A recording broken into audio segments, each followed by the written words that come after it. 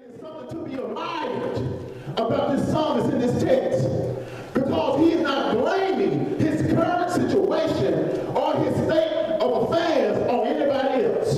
Because we learn as we begin to peruse and study this psalm that we find that it is a penitent psalm. And a penitent psalm, in a real sense, is simply someone confessing their sin unto a God that is able to forgive. I got to tell you that stop blaming everything on the devil, because the devil don't do everything. That sometimes the situations that we are in was caused by me, myself, and I. Stop lying on the devil all the time because somebody did this or somebody did that. But every now and again, some of the hell that breaks out in our life is because of seeds that we have sown. Be not deceived, for God is not mocked. Whatever a man soweth, that shall he reap.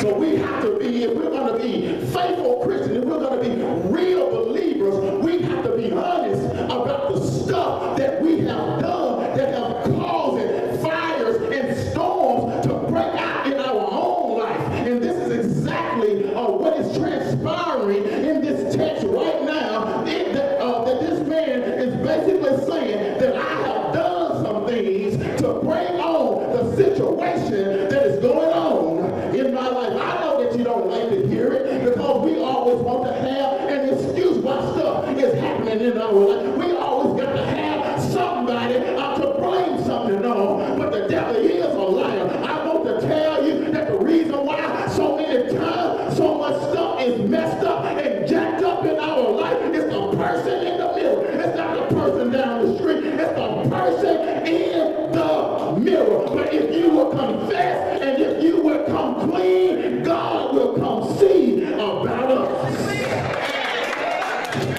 We need to take a lesson from this man's book. Because under closer scrutiny, we will discover some things that are to be admired, some things that are to be appreciated, and some things that ought to be marked. The first thing that we see in this text, my brothers and sisters, is that he makes a prayer for an audience. When we have messed up with God, the only way that we can get it right with God is to talk and communicate with God. It's right here in the text where it says in verse 1, hear my prayer, O Lord. Hear my prayer, O Lord. So therefore, we see a prayer for an audience. We see here, church, that this man is praying, but yet he is in a miserable state. I'm going to say it one more time. This man is praying, and he has a miserable state of affairs. I'm going to say it one more time, because I believe you're slow in here today. This man is praying, but yet he is in a miserable state of affairs. What that means is that many times when we find ourselves in misery, we don't pray. We put folks down. We stop coming to the church. But this man teaches us that when we have been found in a miserable state of affairs, that what we need to do is not pout and not put folks down and not play the blame game. But what we need to do is dial up the Lord, talk to him, and tell him about our problems, because he is the only one that can do anything about it. In other words, Lord, come see about me. We see here in this text that this man is in a miserable state of affairs. We see in this text that this man is going through, but he has enough God in him to call on God. I like this because he doesn't call on his mom or his dad. He doesn't call on his friends or the people at the job. But first and primary, he calls on the Lord. And that's many times what we fail to do, is that we call on the wrong people. And many times it's not that the people are not compassionate towards our situation. It's not that they're not concerned about our situation. They're not that they don't care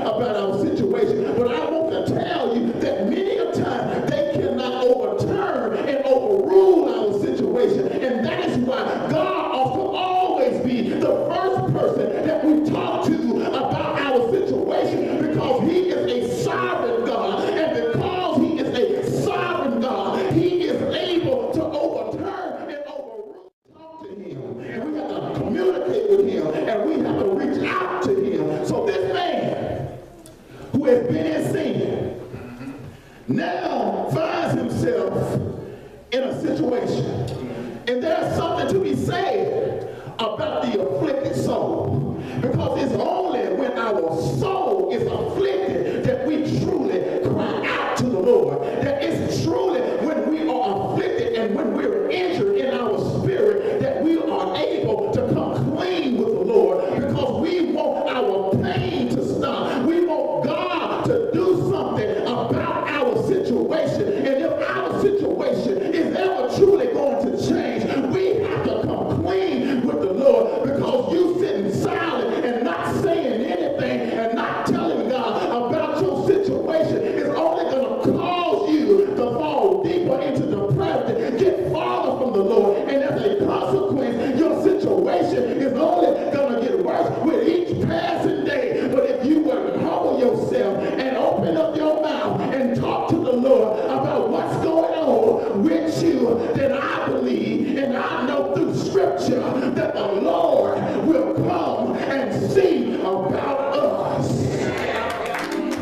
This man says, Lord, I need you to come see about me. This psalmist is intentional. He is direct in his prayer request. He's not talking to daddy. He's not talking to the pastor. He's not talking to one, but he's intentional. And he's direct in his prayer. And there is no mistake to be made as to who he is talking to. Because when we consider verse 1, the A clause, it says this: hear my prayer, O Lord. Hear my prayer, O Lord. The verb here means to listen. It means to obey. It means after you have heard me, I need you to take action on the appeal that I have made to you. In other words, when my children come and tell me something, they want me to listen to them. And now after I have heard them, they want me to take action about the appeal that they have made to me. And in the same sense, and in a real sense, this is what we see in the text before us, that this psalmist is appealing to the Lord in imperatives. It's not that he's telling God what to do, but he is emphatic about what he needs God to do. See, sometimes when we come into the presence of the Lord, many times we come all willy-nilly. We come with this nonchalant attitude. But when you want God to do something for you, when you want God to move on your behalf, you need to come into the presence of the Lord like you know that he can do something about your situation. I don't care how messed up it is. I don't care how jacked up it is. I don't care how long it's been messed up. But when we come into the presence of the Lord, when we drop down on our knees and we dial up heaven, we need to come into the presence of the Lord acting like God can do it, acting like God will do it. I used to hear my grandmother say that he is able, but I'm thinking that I'm preaching to a generation that acts like they don't know that God is able. I'm not talking about you. I'm talking about the generation. I believe that I'm preaching to a generation that don't know, or at least act like they don't know that God is able. God is able to pick you up. God is able to save you. God is able to provide for you. God is able to sustain you. God is able to keep you. God is able